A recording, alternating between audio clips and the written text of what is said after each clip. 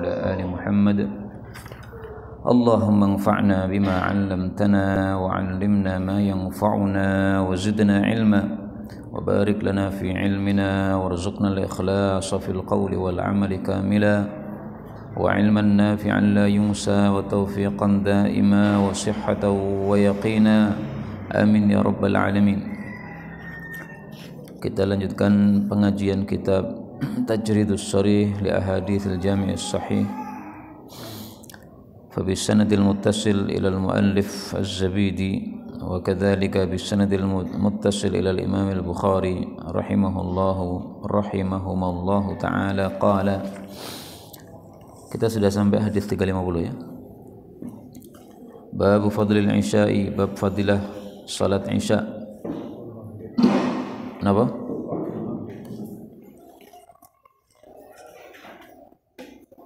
Bab waktu maghrib ini.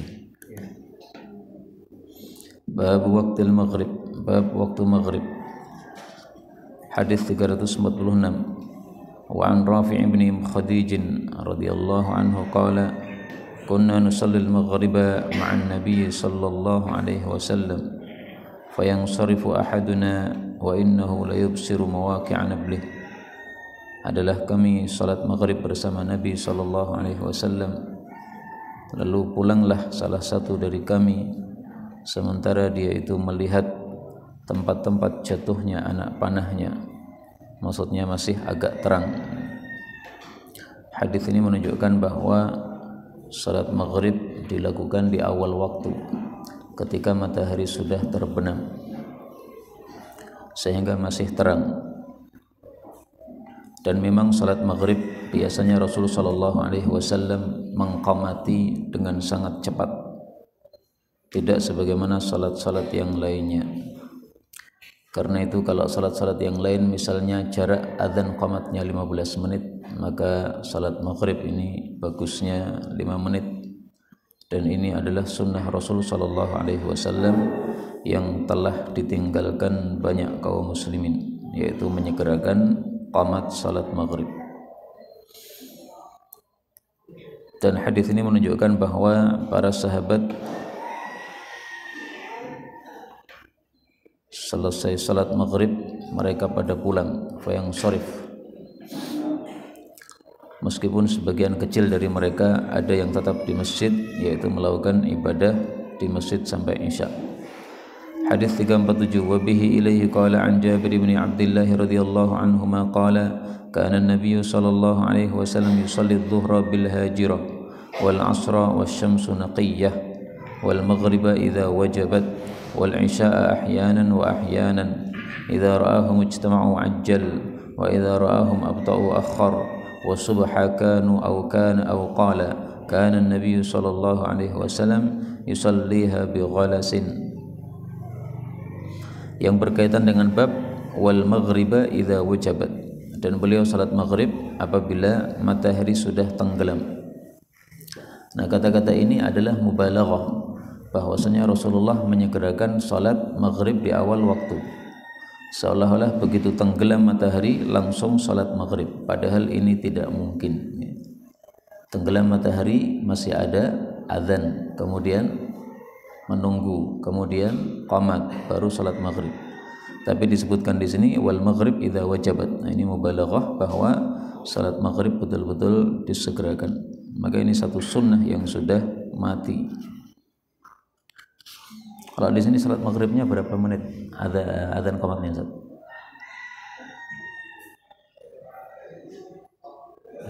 Jaraknya sama seperti biasanya, sama seperti salat yang lain. Mestinya diubah ya, lebih cepatkan. Jadi 5 salat ini yang dibedakan salat maghrib lebih cepat daripada salat-salat yang lain berdasarkan sunnah baginda Rasulullah sallallahu alaihi wasallam. Dan saya tidak mengetahui yang menghidupkan sunnah ini selain Al-Ustaz Mudzakir hafizahullah ta'ala. Di ma'hadnya beliau waktu qamatnya sangat cepat untuk salat maghrib ini. Falillahi darruhu wa hafidhahu. Bab man kariha ay yuqala lil maghrib al isya. Bab orang yang tidak suka untuk dikatakan bagi salat maghrib sebagai salat isya. Hadis 348, wa an Abdullah bin Mughaffal al-Muzani, ini maksudnya al-Muzani radhiyallahu anhu, anna Nabiy sallallahu alaihi wasallam qala, la taghlibannakumul a'rab, jangan mengalahkan kalian orang-orang Arab desa. Waalaikumsalam. Ala ismi salatikumul maghrib, terhadap salat kalian, terhadap nama salat kalian, yaitu salat maghrib. Qala al-a'rabu, ini titiknya mestinya bukan di apa namanya, bukan setelah qala ya. Atau qala, rawi mengatakan wa taqulul a'rabu, dan berkatalah orang-orang Arab desa, hiyal isya, dialah salat isya. Ini naskahnya salah ini. Ada yang naskah selain Darul Hadis? Ada enggak? Semuanya Darul Hadis. Madza fihi? Qala wa taqulul a'rab kadza biduni qala. Nah, ya, jadi mestinya ini qalanya dihapus, kemudian langsung wa taqulul a'rabu. Ini terbalik ya.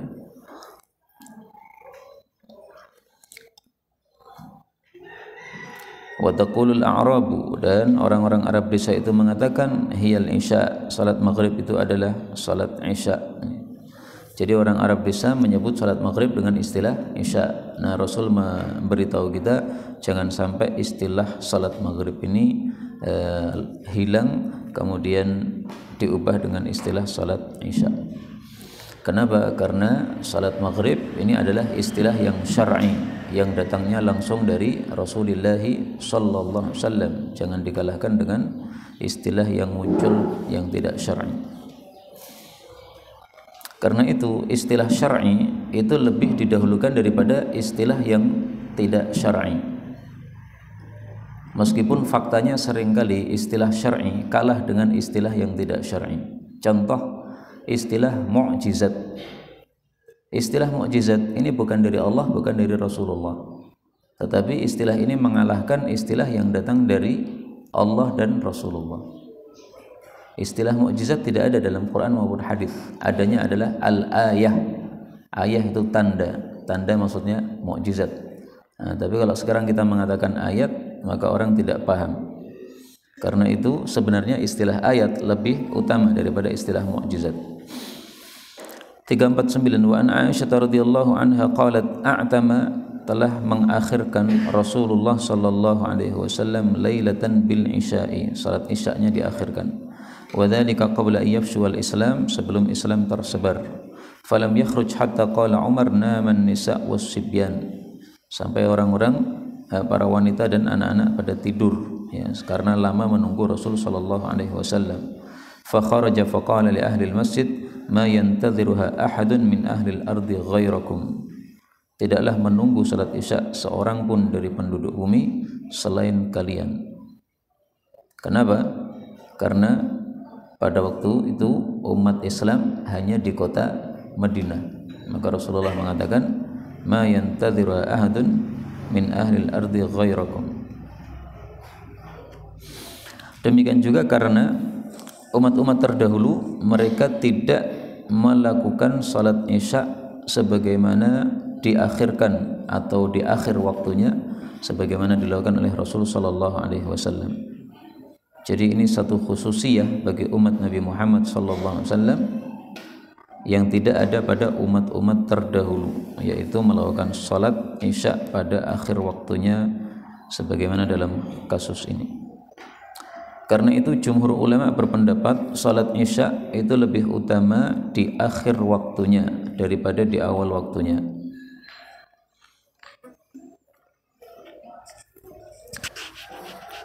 Menyelisih mereka mazhab Imam Syafi'i yang qadim, yang dahulu. Beliau mengatakan lebih utama salat isya di awal waktunya. Tapi tentu saja fadilah mengakhirkan salat isya ini adalah apabila tidak memberatkan para jamaah. Tapi kalau memberatkan para jamaah jadi tidak afdal. Bab fadlil isya, bab fadilah salat isya. Hadis 350 wa an Abi Musa radhiyallahu anhu qala kuntu ana wa ashabi alladhina qadimu ma'i fi as-safinati nuzulan fi baqi'i buthana wan nabiy sallallahu alaihi wasallam bil Madinah. Nuzulan itu singgah atau tinggal, orang-orang yang tinggal. Fakana yatanawabu Nabiy sallallahu alaihi wasallam, bergantian kepada Nabi sallallahu alaihi wasallam inda salatil isya'i kulla lailatin nafarun minhum. Nafar itu 3 sampai 10 disebut nafar.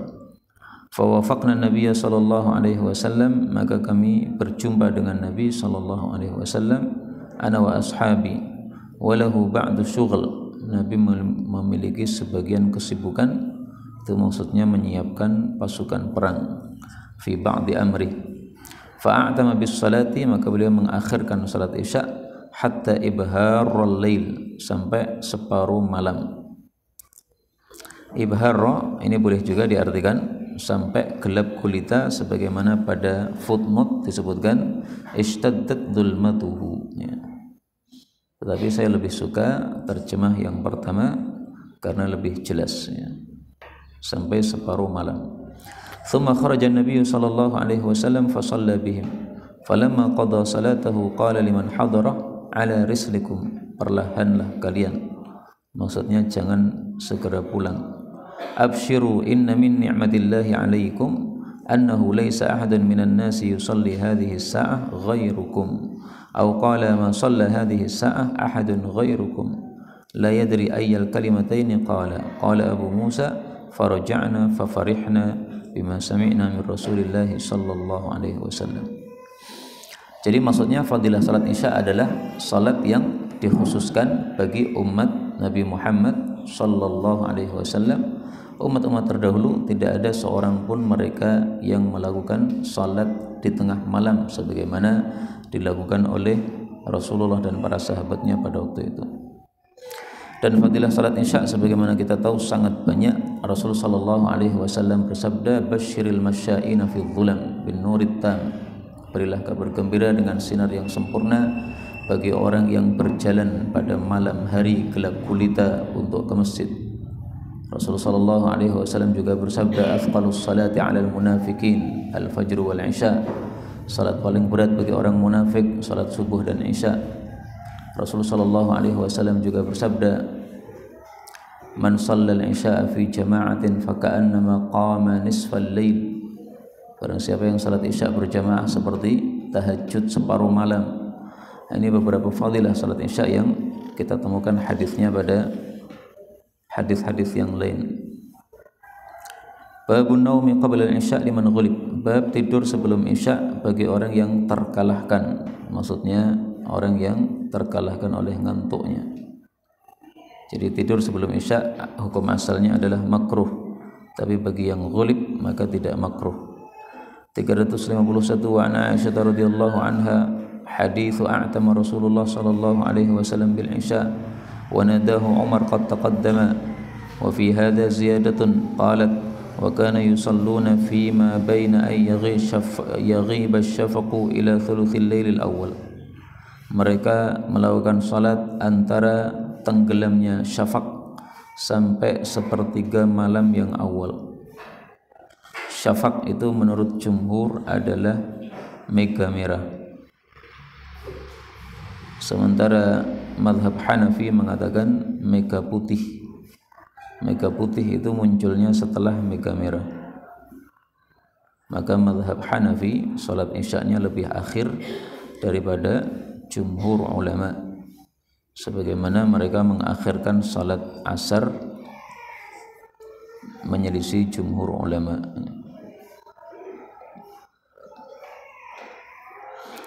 Kemudian kata-kata thuluthil lailil awal ini menunjukkan bahwa salat isya akhirnya itu sampai sepertiga malam. Tapi dalam riwayat yang lain nisfil lail, sampai separuh malam. Maka boleh memakai pendapat yang pertama, yaitu sampai sepertiga malam. Boleh juga pendapat yang kedua sampai separuh malam. Wa fi riwayatin an Ibni Abbas radhiyallahu anhuma qala fa kharaja Rasulullah sallallahu alaihi wasallam ka'anni anzuru ilaihi al-ana yaqturu ra'suhu ma'an wadi'an yadahu ala ra'sihi faqala laula an ashqa ala ummati la amartuhum ay yusalluha hakadha. Kalau saya tidak memberatkan umatku, saya perintahkan mereka untuk salat isya seperti ini, maksudnya diakhirkan. Nah, inilah dalil bahwasanya mengakhirkan salat isya itu lebih utama apabila tidak memberatkan, laula an ashqa. Tapi kalau memberatkan maka lebih utama di awal. Nah, mungkin muncul pertanyaan, kenapa Imam Syafi'i qadiman berpendapat bahwa salat isya lebih utama diawalkan, tidak diakhirkan, padahal hadisnya jelas, la amartuhum ayyusalluha hakadha, berarti lebih utama diakhirkan. Nah, maka jawabnya adalah bahwa dalil tentang salat isya tidak hanya satu ini saja, ada beberapa macam. Nah, kita ketahui praktek dari keseharian Nabi lebih banyak mengawalkan salat isya. Demikian juga praktek para khulafa Abu Bakar, Umar, Uthman, Ali, semuanya mengawalkan salat isya. Maka berarti salat isya lebih utama diawalkan menurut mazhab Syafi'i yang qadim ya. Tapi yang jadid, Imam Syafi'i berpendapat seperti jumhur. Nah, istilah pendapat qadim dan jadid, pendapat baru dan pendapat lama, ini sebagian orang salah paham. Dikira pendapat barunya Imam Syafi'i adalah ketika beliau berada di Irak. Tidak harus begitu. Imam Syafi'i kan punya dua periode hidup ya, ketika di Mesir dan ketika sebelum di Mesir. Nah, yang jadid itu adalah ketika beliau sudah tinggal di Mesir. Fatwa-fatwa beliau di Mesir itu disebut jadid. Kalau qadim itu yang sebelum di Mesir, baik ketika di Irak, baik ketika di Mekah maupun ketika di Yaman ya, karena beliau berpindah-pindah tempat dari satu negara ke negara yang lain. Maka qadim itu sebelum Mesir, jadid itu setelah di Mesir. Dan pendapat Imam Syafi'i yang mu'tamad di dalam madhab Syafi'i adalah yang jadid, bukan yang qadim. Kecuali dua pendapat saja yang dipilih oleh para ulama madhab Syafi'i yang qadim dari pendapatnya Imam Syafi'i. Adapun rata-rata mereka menguatkan pendapat yang jadid. 352. Wa haka Ibnu Abbasin wada'a an-nabiy sallallahu alaihi wasallam yadahu ala ra'si. Nabi meletakkan tangannya pada kepalanya. Qala fabaddada, lalu beliau memisahkan asabi'ahu, jari-jari beliau, syai'an, sedikit, min tabdidin, dari pemisahan. Thumma wada'a, kemudian beliau meletakkan atrafa asabi'ihi, ujung-ujung jari beliau, ala qarnir ra'si, pada tanduknya kepala, yaitu bagian ujung itu. Thumma dhammaha, kemudian beliau mengumpulkan jari-jari tadi. Yumirruha kadzalika, beliau menjalankan jari-jari tadi seperti itu, ala ra'si, pada kepalanya, hatta masat ibhamuhu tarafal udhun, sehingga ibu jarinya menyentuh ujung dari telinga, mimma yalil wajah, yang dekat dengan wajah, ala sudghi, di atas pelipis, wa nahiyatil lihyah, dan arahnya jenggot. La yuqassiru, beliau tidak melambatkan di dalam menggerakkan tadi, wala yabtusu, dan beliau tidak menyegerakan atau menyepatkan, illa kadzalika, kecuali seperti itu. Ini hanya tambahan saja, karena pada hadis sebelumnya tadi disebutkan yaqturu ra'suhu ma'an. Ketika Nabi keluar untuk salat isya, itu kepalanya meneteskan air, maksudnya habis mandi. Nah, pada waktu itu Rasulullah sambil merapikan rambutnya dengan jari-jari beliau, dengan tangan beliau. Maka hadis ini hanya tambahan dari hadis sebelumnya, tidak ada kaitannya dengan bab. Bab waktu isya, bab waktu isya ila nisfil lail, sampai separuh malam. Nah, ini yang saya katakan tadi, pendapat yang kedua. Kalau yang pertama adalah ila thuluthil lail. Nah, pendapatnya Imam Bukhari zahirnya adalah memilih pendapat yang kedua, ila nisfil lail, sampai separuh malam. 353 wa rawa Anasun hadzal haditsa faqala fihi ka'anni anzuru ila wabisi khatamihi, seolah-olah aku melihat kepada kilatan cincin Nabi sallallahu alaihi wasallam lailata idzin, pada malam tersebut. Maka berarti waktu salat Isya adalah sampai separuh malam. Tapi ini maksudnya adalah waktu ikhtiar, waktu yang normal. Adapun waktu ittirar, waktu terpaksanya sampai salat subuh. Kemudian khatam, cincin Nabi, ini sebagian orang salah paham. Dikira cincin itu sunnah untuk dilakukan bagi para laki-laki. Pendapat yang lebih bagus di antara para muhaqqiqin adalah bahwa memakai cincin ini sunnah apabila diperlukan kepadanya. Laki-laki memakai cincin sunnah apabila apa? Diperlukan. Karena seumur-umur Nabi tidak pernah pakai cincin kecuali setelah diberitahu, ya Rasulullah, Anda tulis surat kepada para raja. Kalau tidak diberi stempel maka tidak diterima suratnya, surat kaleng. Nah, maka Rasulullah pakai cincin tertulis Muhammad atas, Rasul bawah, Allah bawah, Muhammad Rasulullah, untuk stempel. Nah, maka berarti beliau memakai cincinnya ini ketika perlu. Maka sunnahnya memakai cincin adalah ketika perlu, ketika tidak sunnah. Jadi gimana ya, mubah. Wallahu a'lam bishawab. Dan Rasulullah memakai cincin ini kadang-kadang di tangan kanan, kadang-kadang juga di tangan kiri, karena pada tangan kiri itu sahih hadisnya dalam riwayat Imam Nasai. Kemudian riwayat yang mengatakan bahwa cincin beliau tulisannya Muhammad Rasulullah itu dari bawah, itu tidak sahih. Muhammad di bawah, Rasul atasnya, Allah atasnya lagi, tidak sahih, sehingga tidak bisa dijadikan sebagai hujjah.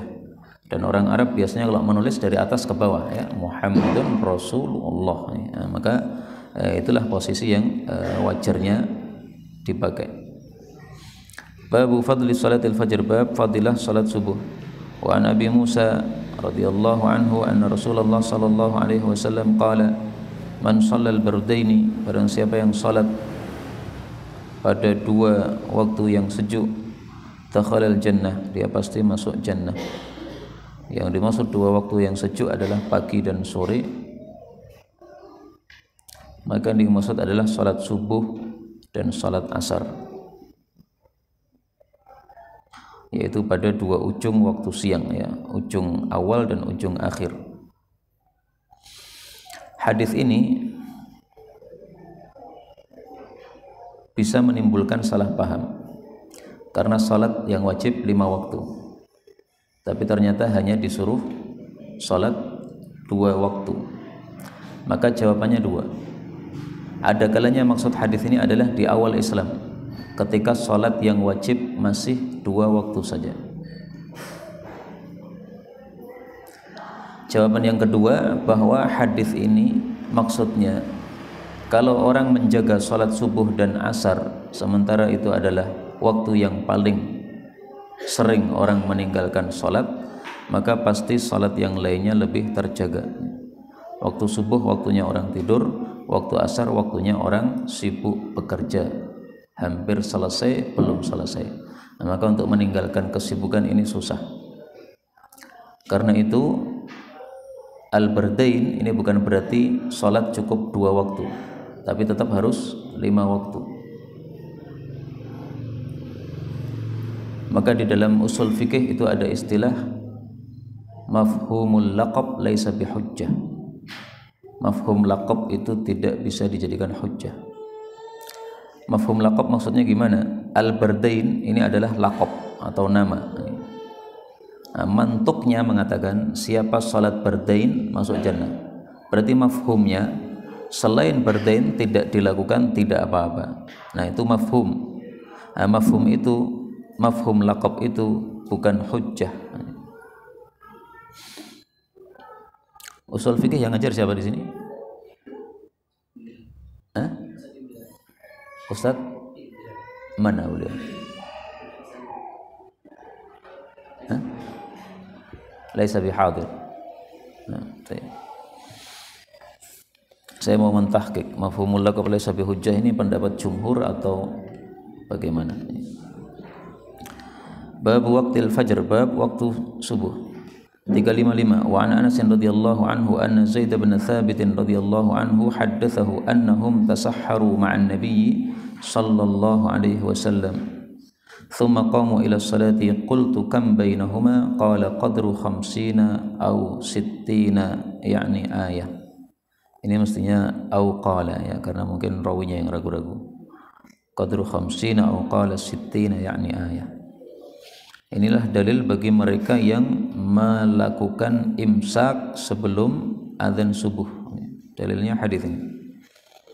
Karena antara selesai sahur sampai dengan azan subuh sekitar membaca 50 ayat, yaitu 10 menitan. Nah, maka 10 menit sebelum subuh diadakan imsak.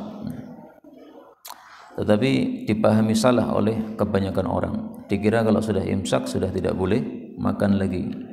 Nah, maka ini menimbulkan satu kerancuan. Karena itu tidak usah diteriakkan kata-kata imsak, karena tidak pernah diteriakkan di masa Rasul sallallahu alaihi wasallam dan juga menyebabkan salah paham.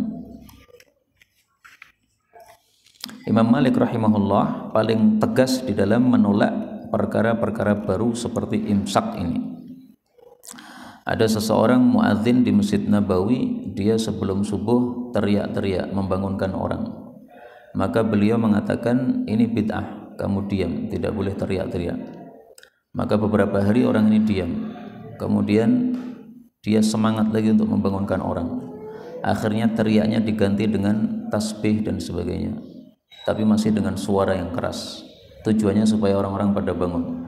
Maka beliau mengatakan lagi, ini bid'ah, jangan dilakukan. Akhirnya dia diam beberapa hari. Kemudian dia semangat lagi untuk membangunkan orang.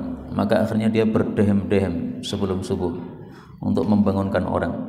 Maka Imam Malik mendengar lagi, beliau mengatakan ini bid'ah. Jadi berdehem-dehem saja menurut beliau apa? Bid'ah. Dan ini cerita bisa ditemukan dalam kitab I'tisam karya Imam Asy-Syatibi rahimahullahu taala. Hadis 356 wa an Sahl bin Sa'd radhiyallahu anhu yaqulu kuntu atasahharu fi ahli thumma yakunu sur'atun bi an udrika salatal fajri ma'a Rasulillah sallallahu alaihi wasallam. Ini menunjukkan bahwa sahur para sahabat diakhirkan menjelang subuh, dan itulah yang lebih afdal karena lebih memberikan kekuatan kepada kita pada waktu berpuasa, dan juga karena sesuai perintah Rasul sallallahu alaihi wasallam. Babus salati ba'dal fajri hatta tartafi'a asy-syamsu, bab salat setelah subuh sampai terbit matahari, tinggi matahari. 357 wa Ibnu Abbas radhiyallahu anhu qala syahida indi rijalun mardiyun. Syahida di sini bukan bersaksi maksudnya, tetapi memberitahu. Mardiyun orang-orang yang diridhai, maksudnya orang-orang yang adil, yang tidak fasik. Wa ardahum indi Umar anna Nabiy sallallahu alaihi wasallam naha 'anis salati ba'da subh hatta tashruqa asy-syamsu wa ba'da al-'asr hatta taghruba.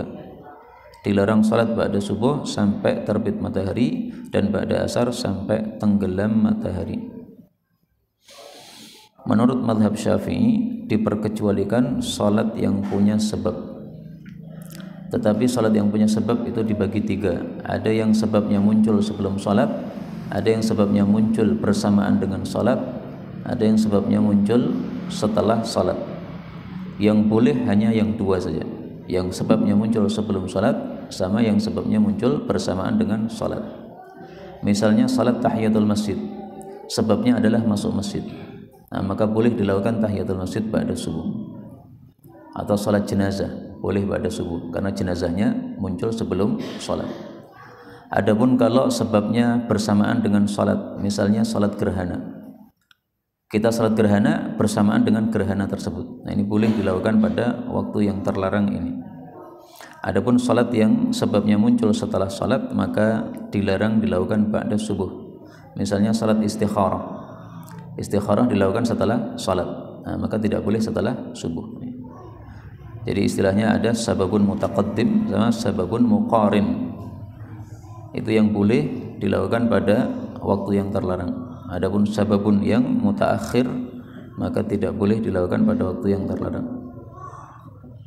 Perincian seperti ini dalam mazhab Syafi'i ini menyelisih mayoritas para ulama. Mayoritas ulama berpendapat tidak boleh salat ba'da subuh dan ba'da asar meskipun meskipun ada sebabnya. Bismillah.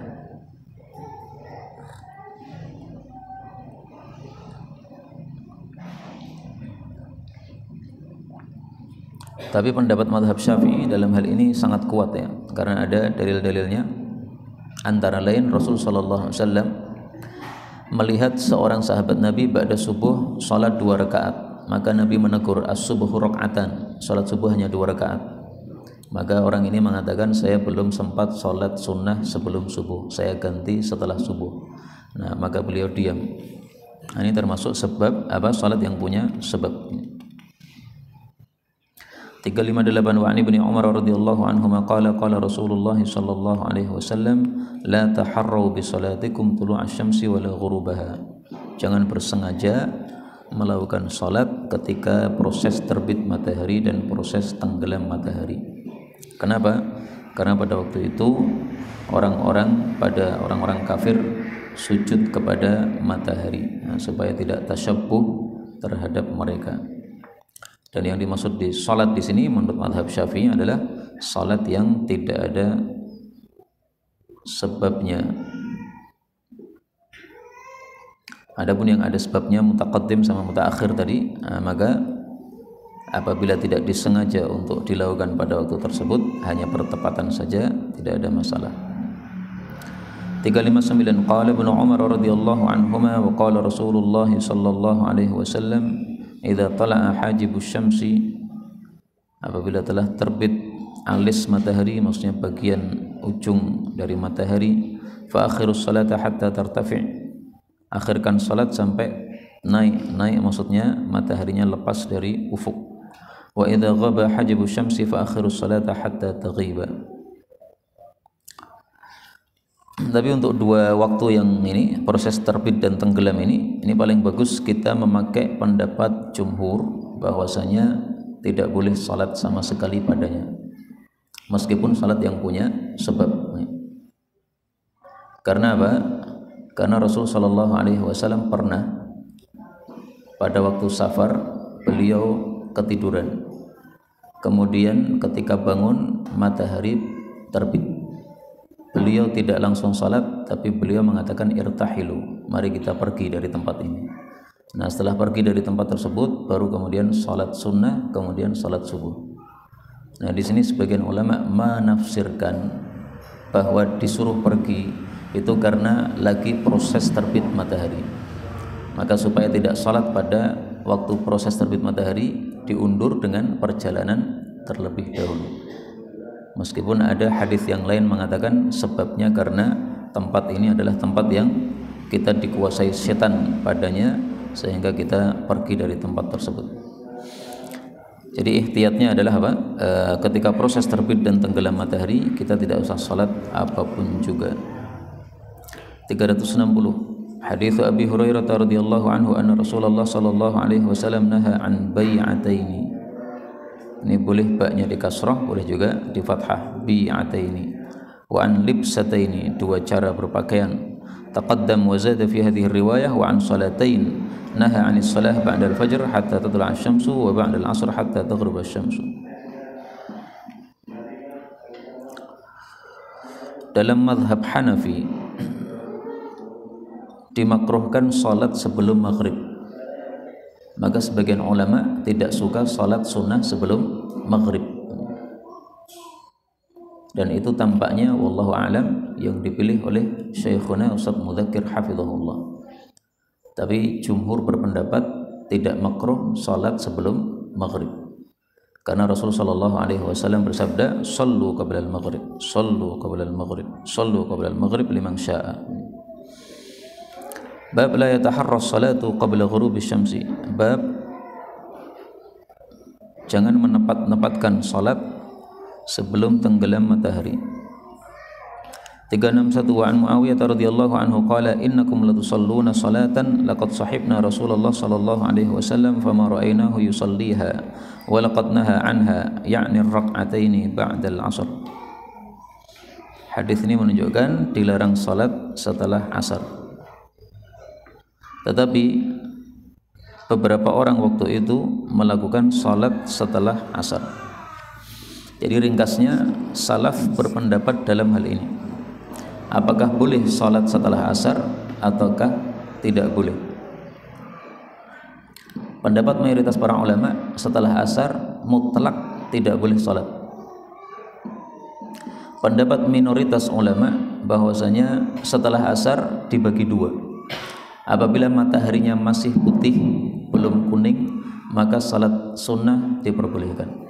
Apabila matahari sudah kuning, maka itulah yang dilarang oleh Rasulullah sallallahu alaihi wasallam. Dan pendapat ini meskipun minoritas tetapi sangat kuat dalilnya, diriwayatkan oleh Abu Dawud dari hadis Ali bin Abi Thalib bahwasanya Rasul sallallahu alaihi wasallam melarang dari salat setelah asar illa wasyamsu murtafi'ah, kecuali ketika matahari masih tinggi, maksudnya masih putih belum tercampur dengan warna kuning. Kalau sudah tercampur dengan warna kuning, maka itulah yang dilarang oleh Rasul sallallahu alaihi wasallam. Kenapa pendapat ini kuat? Ya karena hadisnya sahih dan juga ada kaidah mengatakan hamlul mutlaq 'alal muqayyad. Dalil yang mutlak itu dipahami dengan dalil yang muqayyad, ya, dalil yang umum dipahami dengan dalil yang ada penjelasannya secara rinci. 102 halaman 102 bab ma yusalla ba'da al-'asri min al-fawaid wa nahwiha. Bab apa yang dilakukan salat setelah asar dari salat-salat yang terlewat dan sejenisnya. 362 wa an Aisyah radhiyallahu anha qalat walladzi dhahaba bihi, demi zat yang mewafatkan Nabi Muhammad sallallahu alaihi wasallam, maksudnya demi Allah, ma tarakahuma, tidaklah Nabi meninggalkan 2 rakaat setelah asar hatta laqiyallah, wa ma laqiyallah ta'ala hatta thaqula 'anis salati, wa kana yusalli katsiran min salatihi qa'idan ta'ni ar-rak'ataini ba'da al-'asr, wa kana Nabi sallallahu alaihi wasallam yusallihima wa la yusallihima fil masjid makhafata ay yuthaqqila 'ala ummatihi wa kana yuhibbu ma yukhaffifu 'anhum. Hadis ini menunjukkan bahwa Rasulullah sallallahu alaihi wasallam selalu salat setelah asar. Nah, mazhab Aisyah zahirnya adalah diperbolehkan salat sunnah setelah asar. Dan ini juga mazhab beberapa sahabat Nabi yang lain, misalnya Abdullah bin Zubair yang meriwayatkan hadis ini dari Aisyah, sehingga dia selalu salat sunnah setelah asar. Dan ketika dia ditegur, dia mengatakan, saya tidak akan meninggalkan salat yang dilakukan oleh Rasulullah sallallahu alaihi wasallam. Maka ini pendapat yang sangat kuat, ya, diperbolehkannya salat sunnah setelah asar apabila belum menguning matahari. Tapi memang mazhab jumhur ulama memahami bahwa melakukan salat setelah asar itu adalah minal fawaid, itu salat yang terlewat. Karena Rasulullah sallallahu alaihi wasallam ketika ditanya, "Ya Rasulullah, kenapa Anda salat setelah asar?" Beliau mengatakan, "Tadi ba'da zuhur saya belum sempat salat sunnah, saya ganti setelah asar."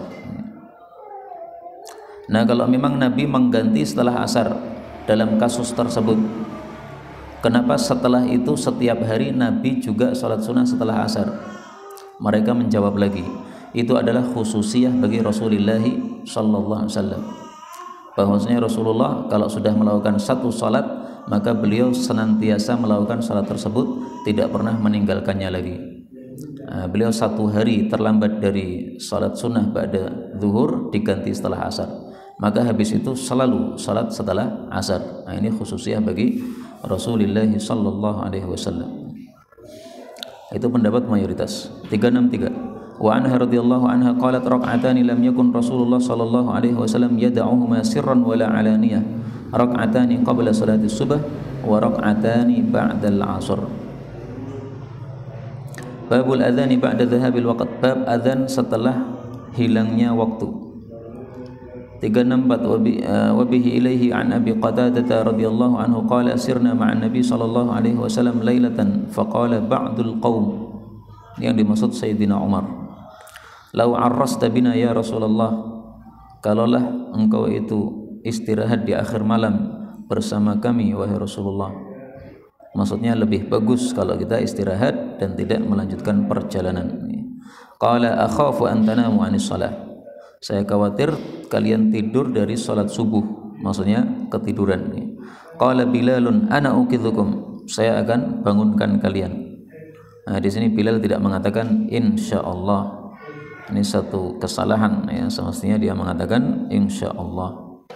Fattaja'u wa asnada Bilalun dhahrahu ila rahilatihi faghalabathu aynahu fanama. Akhirnya Bilal pun tertidur. Fastaiqadha Nabi sallallahu alaihi wasallam wa qad tala'a hajibus syamsi. Ketika Nabi bangun sudah terbit alis matahari, jadi masih proses terbit matahari. Faqala ya Bilal aina ma qulta, wahai Bilal, mana yang kamu ucapkan tadi? Katanya membangunkan. Ini teguran kepada Bilal supaya dia tidak athiqah bin nafsi, supaya tidak percaya diri ya. Karena percaya diri itu tidak bagus, mestinya percaya kepada Allah Subhanahu wa taala. Adapun percaya diri maksudnya tidak merasa rendah, itu bagus. Qala ma ulqiyat alayya naumatun mithluha qattu. Qala inna Allaha qabada arwahakum hina syaa wa raddaha alaykum hina syaa. Ya Bilal qum fa'adzin bin nasi bis salati. Yang menjadikan dalil untuk bab ini adalah ini, fa'adzin bin nasi bis salat. Adzanlah untuk manusia untuk salat subuh. Padahal waktu salat subuh sudah habis, yaitu sudah terbit matahari. Fatawadda'a falam irtafa'atis syamsu wa biyaddat qama fa shalla. Nah, inilah dalilnya para ulama yang mengatakan bahwa ketika proses terbit dan tenggelam matahari tidak boleh salat meskipun salatnya adalah ada sebabnya seperti dalam kasus ini.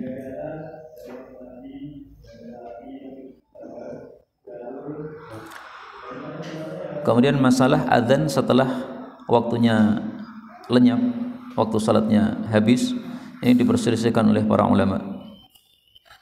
Menurut mazhab Hambali disunnahkan berdasarkan hadis ini. Menurut mazhab Maliki tidak disunnahkan.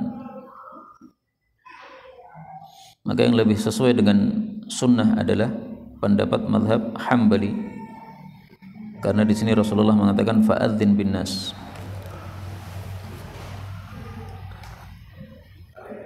Kenapa mazhab Maliki tidak menganggap disunnahkan? Karena azan itu tujuannya adalah apa? I'lam bidukhulil waqt, memberitahu masuknya waktu.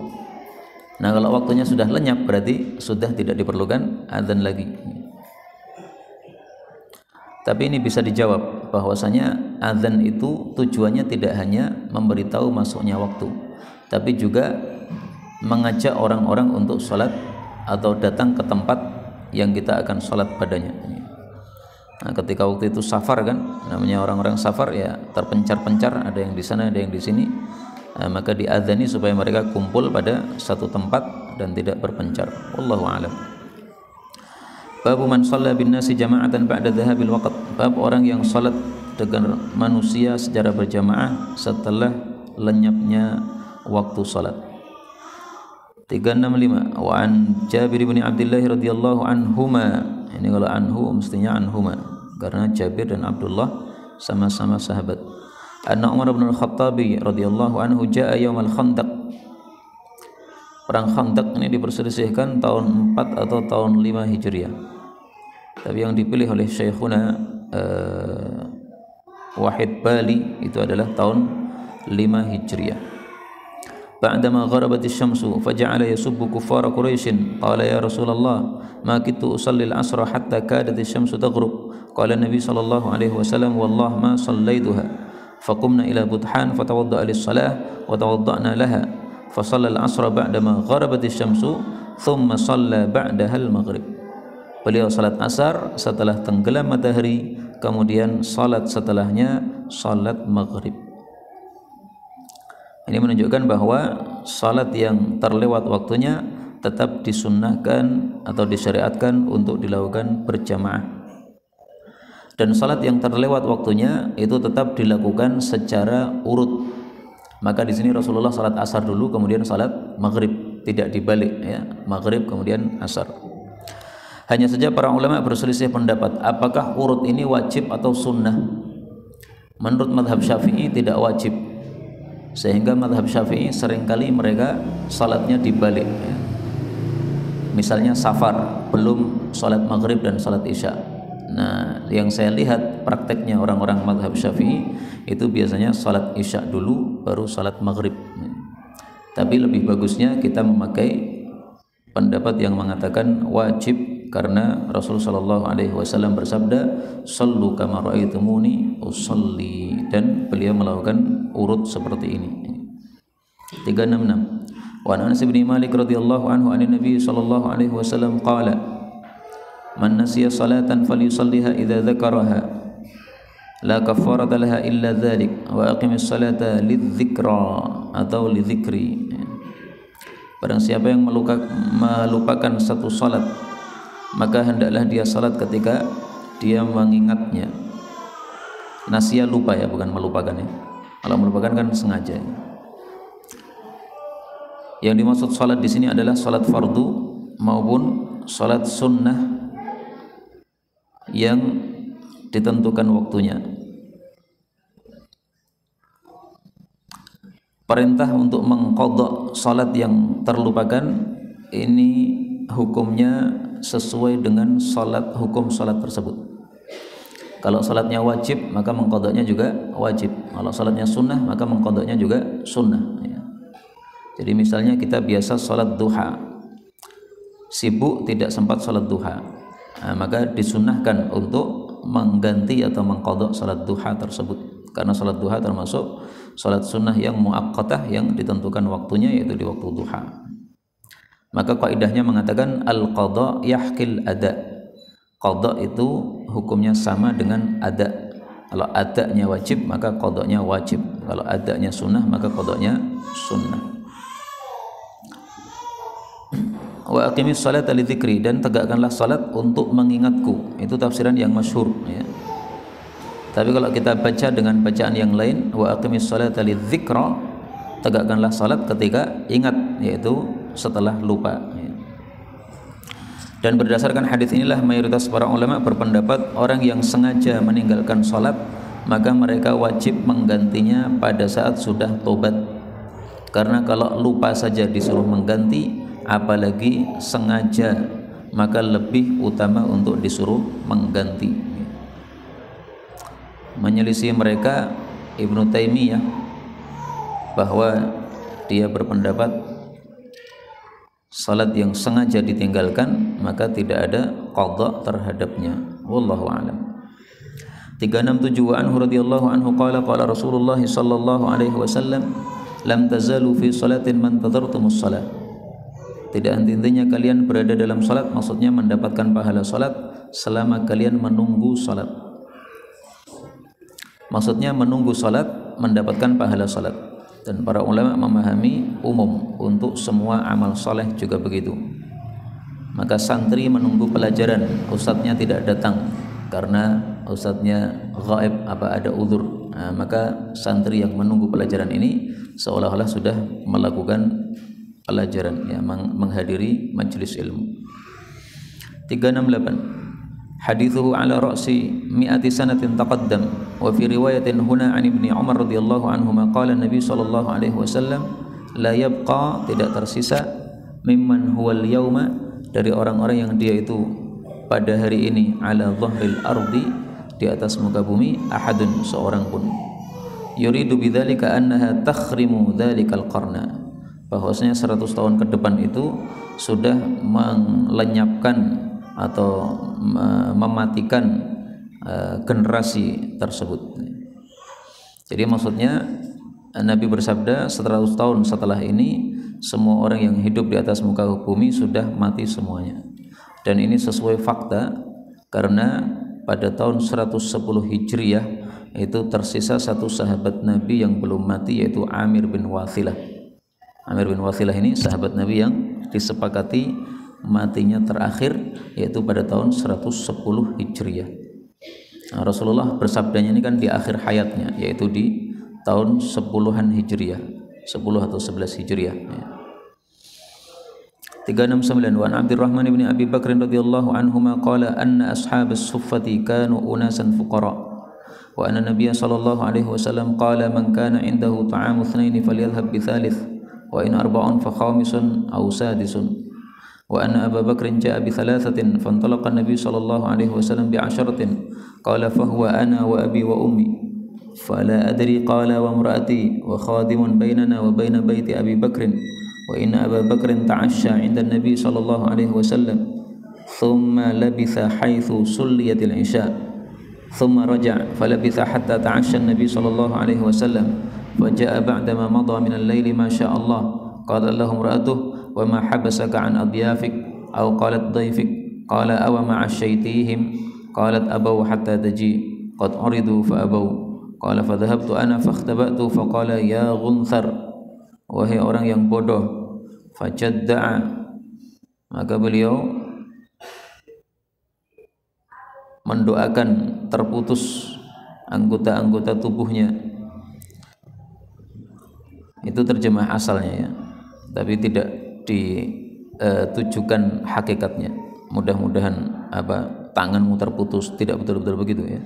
Mudah-mudahan hidungmu terputus, tidak betul-betul begitu maksudnya. Tapi ini ungkapan orang Arab ketika dia marah-marah seperti itu, meskipun tidak betul-betul menginginkan hal yang diucapkan. Wasabba, dan dia mencela. Wa qala kulu la hani'an, makanlah tidak nyaman.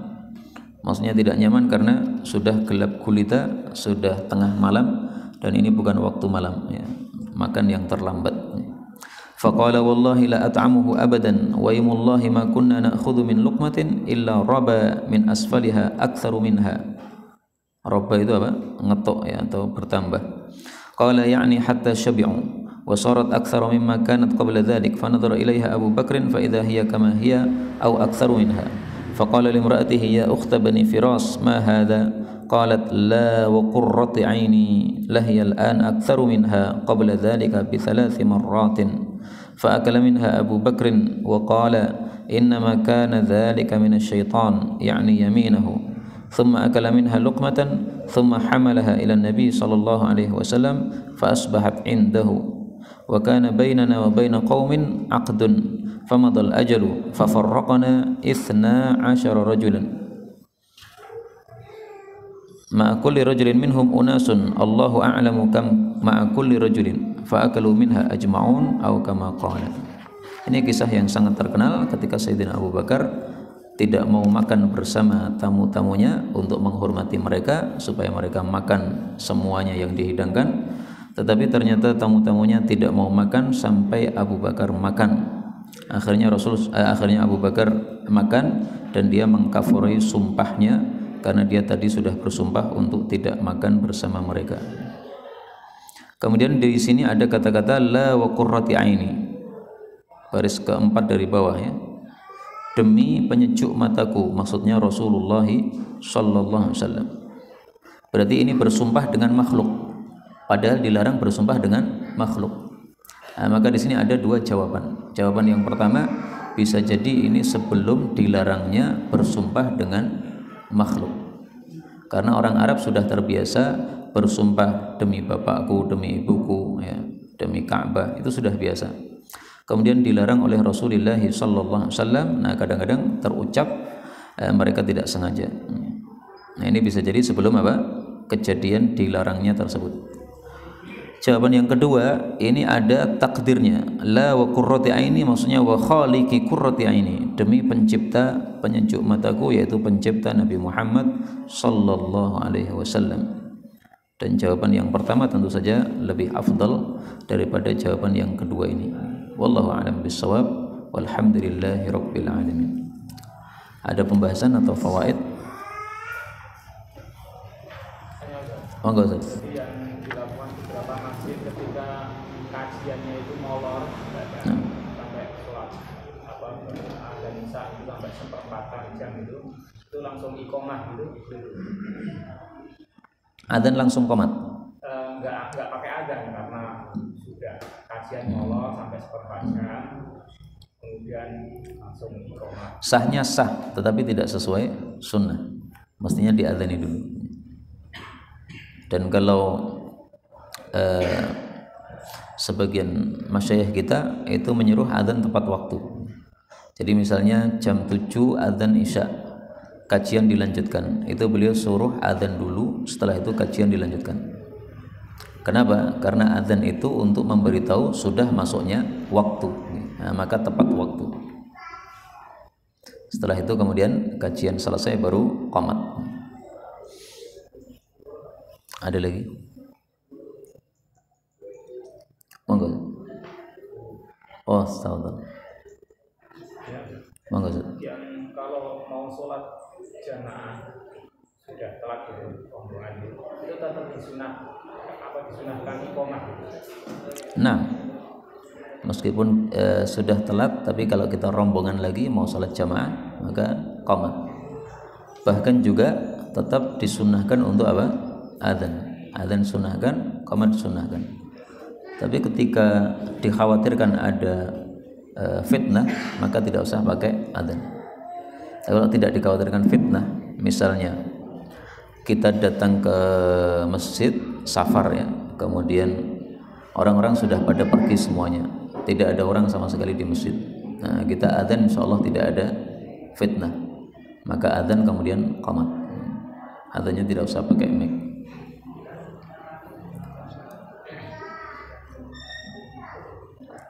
Ada lagi masalah?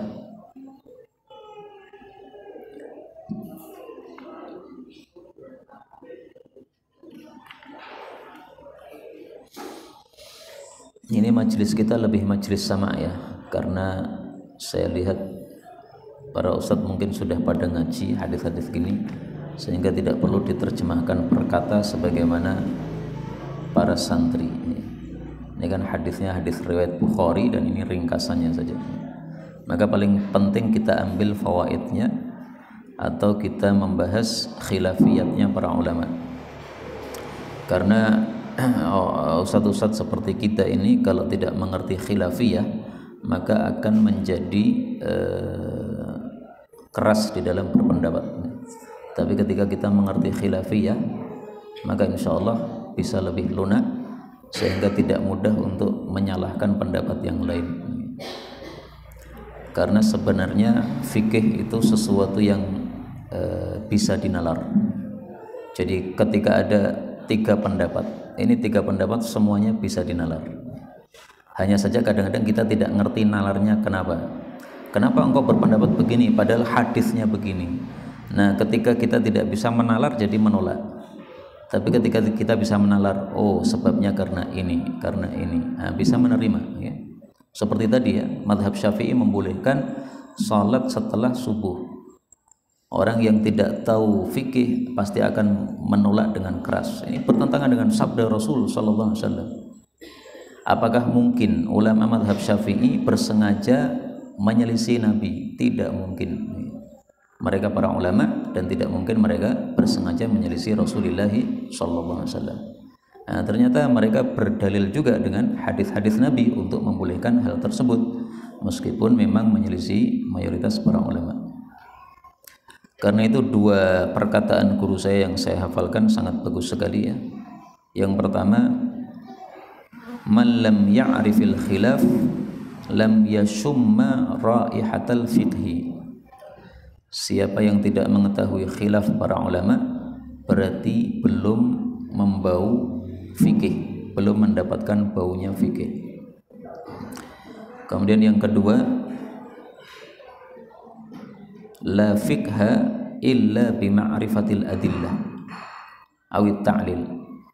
Tidak disebut memahami fikih kecuali kalau tahu dalil atau ta'lil. Kebanyakan orang pelajari fikih itu sekedar mengetahui fikihnya saja. Ini hukumnya ini hukumnya ini hukumnya ini. Kalau terjadi begini harus begini, kalau terjadi begini harus begini. Tapi ketika ditanya dalil, nol, tidak mengetahui sama sekali. Nah, ini bukan fikih kayak begini.